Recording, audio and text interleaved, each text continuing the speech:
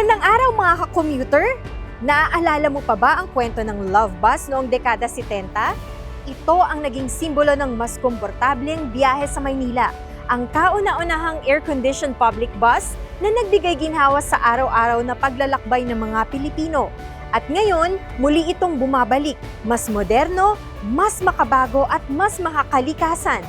Ipinapakilala ang bagong Love Bus. Gamit ang 100% electric Comet buses, handang maghatid ng ligtas, tahimik at eco-friendly na biyahe para sa lahat. At higit sa lahat, libre ang sakay para makatulong sa mga estudyante, manggagawa at ating mga nakatatanda sa gitna ng tumataas na gastusin.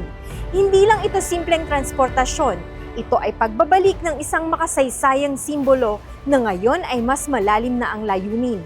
Ang paglingkuran ang bawat Pilipino saan man ang kanilang destinasyon. Handa na ba kayong sumakay? Tara, maglakbay tayo kasama ang kwento ng pag-asa at pagbabago.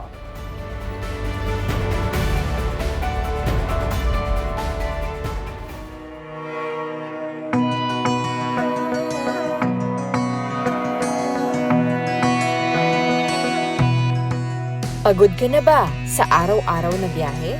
Lalo na sa gitna ng tirik na init ng araw at siksika na sitwasyon sa daan. Hindi ka nag-iisa.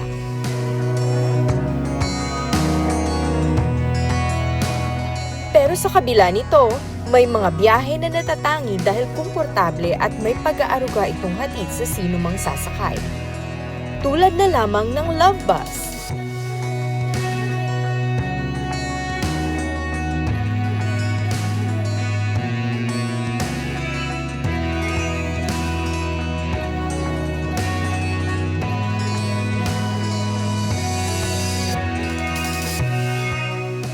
Ito ay konsepto ng transportasyon na nabuo noong panahon ni Pangulong Ferdinand Marcos Sr., ama ng kasalukuyang Pangulo ng Bansa, upang magbigay serbisyo at ginhawa sa mga commuter noong dekada 70.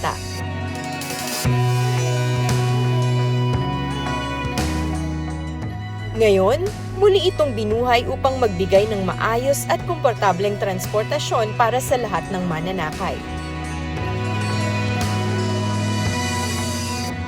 Bata man o matanda, may kapansanan man o wala.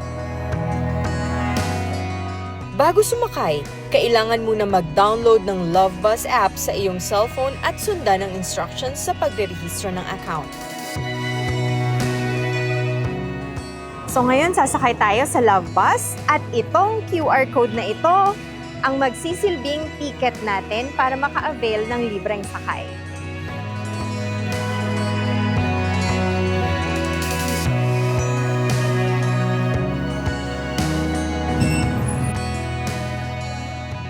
Libre ang sakay sa Love Bus simula alas 6 hanggang alas 9 ng umaga at mula alas 5 hanggang alas 8 naman sa gabi. Libre ang pagsakay ng mga senior citizen at persons with disabilities sa Love Bus anumang araw at oras. Sa unang pagsakay ko sa Love Bus, nakasabay namin ang pasahero na si Nanay Anita. Sinabi niya ang malaking benepisyo ng sasakyang ito. Makakatipid po sa amin, mga commuters po. Lalo na po yung mga kulang sa budget po, sa mga estudyante po. Malaking bagay po para sa mga mamamayan po. Mula sa tanggapan ng Department of Social Welfare and Development sa Batasan, naglakbay kami patungong Valenzuela Gateway Complex, kung saan naghihintay sa amin ang mga benepisyaryo ng Sustainable Livelihood Program o SLP ng DSWD, na mga operator ngayon ng Love Bus sa lungsod ng Valenzuela. Lahat sila ay persons with disabilities na may maliliit na negosyo noon. May mga existing naman po kami, maliliit na mga negosyo, nagagawa ng mga basahan, nagagawa ng mga kakanin, mga ganun po. So pinagkikitaan po ng federation yon at yung iba po pong mga barangay dahil hindi po masustain kasi ang mga bentahan lang po ay maliliit ang tubo. Opo. Avon Dealer po ako, Natasha Dealer. Kasi dati po ako barangay staff.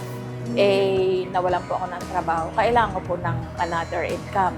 Kasi ako po ay isang widow nung 2016 pa nag-start. Kailangan ko po ng extra income. Nagtitinda-tinda po ng fishball sa bahay po namin. May labas po. Hindi po masyadong matutukan kasi nga po may sakit po ako. Dati po akong part-timer, saka kumukuha rin po ako ng mga extra jobs. Yung taga-hugas, taga-laba, Kasi po lahat po ng taga. Ako isang home care volunteer ng PDAW office. Bali, hawak po din namin talaga mga PWD. Kung titingnan sila, parang walang iniindang kondisyon. Pero ang totoo, malalim ang kanilang hinarap na pagsubok sa kalusugan. Si Nanay Ella, 11 taon nang iniinda ang kanyang kondisyon. Meron po akong disability, musculoskeletal disorder. Na-opera po ako sa brain, kaya po ako naging person with disability.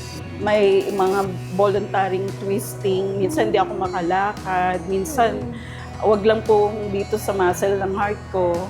At yun ganun po yung disorder ko. Gayun din ang mga kasamahan niya na nakaranas ng hirap sa pakikisalamuha dahil sa iba't ibang dahilan. Ang disability po is psychosocial since 2021. Dahil po yun sa pagkamatay ng asawa ko. Po anxiety na napunta po sa depression. Isa po akong dialysis patient mula 2018 pa. Ako po yung na-diagnose po as may brain tumor po ako. Nagka-cancer po ako sa brain. 2016, nung nalaman nilang thyroid ko na may cancer, sabi sa akin, kailangan kong operahan para sinisisi ko ang sa taas. Bakit ako binigyan ng ganong kapansanan?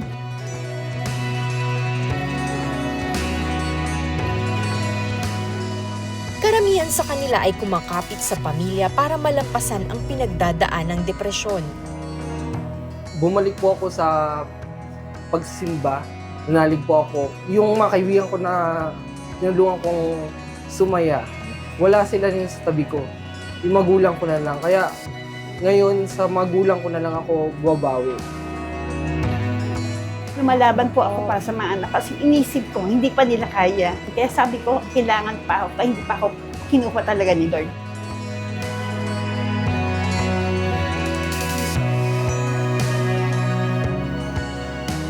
Sa biyahe ng kanilang buhay, hindi man natatapos ang lubak, ay mayroon pa rin namang nadadaan ng maayos na daan na patuloy na nagbibigay sa kanila ng pag-asa. Isaan nila ang DSWD sa mga muling nagbigay sa kanila ng kumpiyansa sa sarili at oportunidad na muling makasalamuha ang iba at magkaroon ng kita. Magmula po noon, yung mga ating mga person with disability, lumabas sila at nakilala. At naging proud sila na ay hindi lang pala kami dapat nasa bahay lang. At hindi lang kami yung sasabihin mong pasyente lang. Talagang nagkaroon sila ng lakas ng loob, lumabas. At nagkaroon sila ng confidence na kaya pala namin, meron palang hope. Talagang belong kami sa society. Hindi kami na left behind. May inclusion. Kasama kayo sa SLP, nakatulong po ba yung Ay, opo, kasi ipapasalamuhan? naging busy po ako. Oo. Kasi naging president nga po ako ng isang cluster 3. Maganda po ang naging outcome sa akin. Nagkaroon ng kumpiyansa sa sarili. Bilang PWD po, parang naging confident po kami.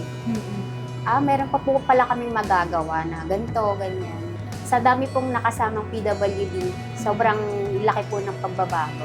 Dahil po sa SLPA, na-extend pa yung buhay ko eh. Yung feeling ko down na ako, pero nung nag-SLPA ako, pumasok ako, tapos na-elect akong president. Yung downside ng buhay ko parang tumaas eh. Ngayon po, kahit paano nakakaano ako sa ibang tao, lalo hindi lang sa barangay ko, sa ibang barangay, tapos ibang tao nakakaano. Mayroong 10 clusters na nag-ooperate sa 10 Love Bus. Lahat ng miyembro ng bawat cluster ay mula sa sektor ng persons with disabilities.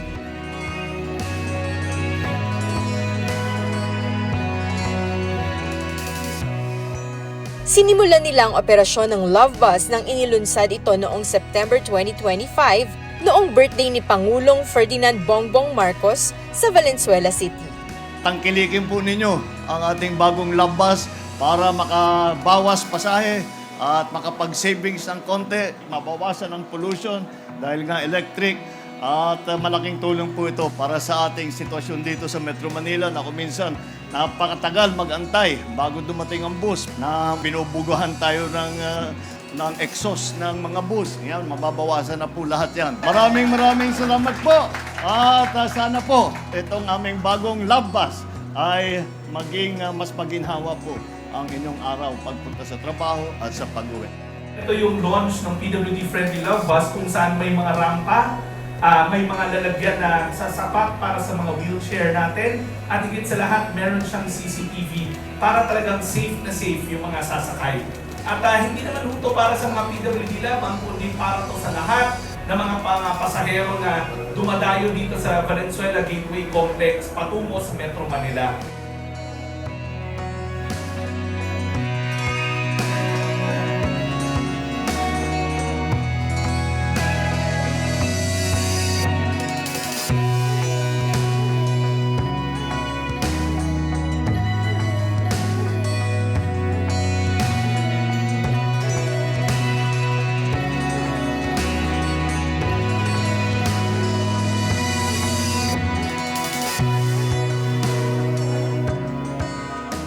PWD ETS is ayun na rin sa utos ni Butihing, Secretary Rex Gatchalian, na magkaroon ng mga Sustainable Livelihood Program, SLPAs, at magkaroon ng opportunity para sa mga PWD dito sa Metro Manila.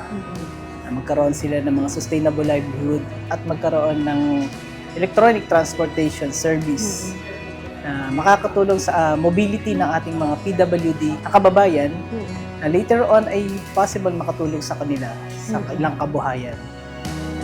Tricycle, jeep, bus, at iba pang pampasaherong sasakyan. Lahat ng ito, kabalikat na ng lahat sa biyahe. Pero sa lahat ng mga commuter, pinakahirap sa lahat ang mga kapatid nating persons with disability na hindi lang hirap sa pisikal na pagsakay, kundi pati na rin sa emosyonal na aspeto nito. Ang Global Electric Transport or GET Philippines ay isang transport technology company na nakatuon sa pagbibigay ng sustainable at eco-friendly na mga solusyon sa transportasyon sa Pilipinas. Kilala sa pagpapatakbo ng mga electric minibus na tinatawag na COMET or City Optimized Managed Electric Transport. Start na po makakuha ng yung pinaka-net income nila nung since November 2025. Doon nag-start yung Nag-start na po yung pag-remit po ng partner natin na GET Philippines, yung kanilang remittance na around 40,000 pesos po per month, per SLP.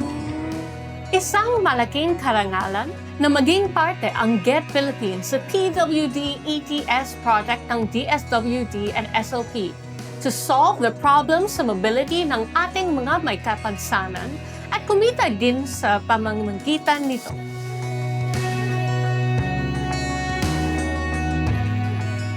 Wala pang isang oras nang makabalik kami mula Valenzuela Gateway Complex patungo sa DSWD Central Office sa Batasan. Smooth at komportable ang naging biyahe namin kaya walang stress at sulit ang bayad kung ikaw ay magbabiyahe sa pagitan ng rush hour. Magpapasalamat po kami sa ahensya po natin, sa gobyerno na nagkaroon po ng ganitong sasakyan po na makakatulong po sa mga mamamayan po. Maraming salamat po sa SLP, DSWD, at kay Pangulong Bongbong Marcos. Ang ating Pangulo, nagpapasalamat rin po kami kasi talagang ginaguide niya rin ang mga person with disability. At sa pamamagitan po ng Sustainable Livelihood Program na to, talagang napapalawig po yung aming mga person with disability na to go on at talagang meron po kaming kakahinatnan. Maganda po itong proyekto na to. Marami pong matutulungan na mga katulad kong person with disability. Sa mga kapwa ko PWD, huwag po kayong mahiya ilabas ang inyong sarili. Ilabas niyo po ang talent niyo, yung mga kakayahan. Maging confident po kayo kasi bilang PWD po, lahat po yan marunong matuto, mapang-unawa, nakakaintindi po. Tuloy nyo lang po yung pangarap nyo. Hindi lang nagtatapos sa kapansanan, power din natin yan.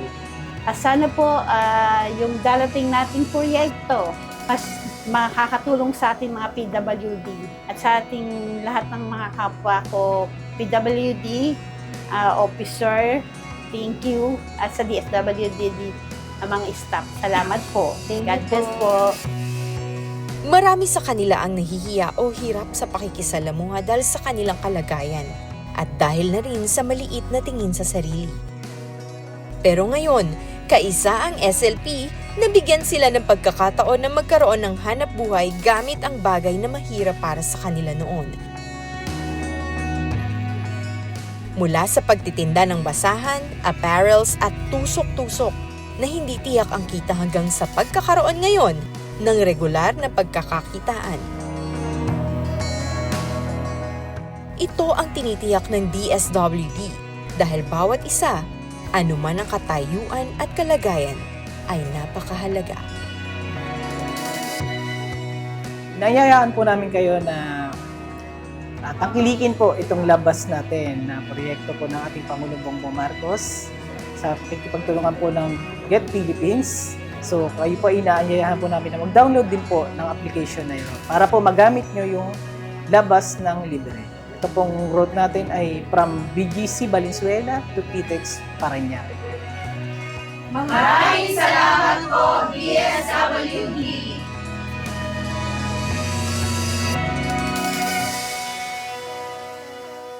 Sa bawat pag-andar ng Love Bus, dala natin hindi lang ang mga pasahero, kundi ang responsibilidad na maging mas maunawain, mas mapagbigay at mas makatao sa isa't isa.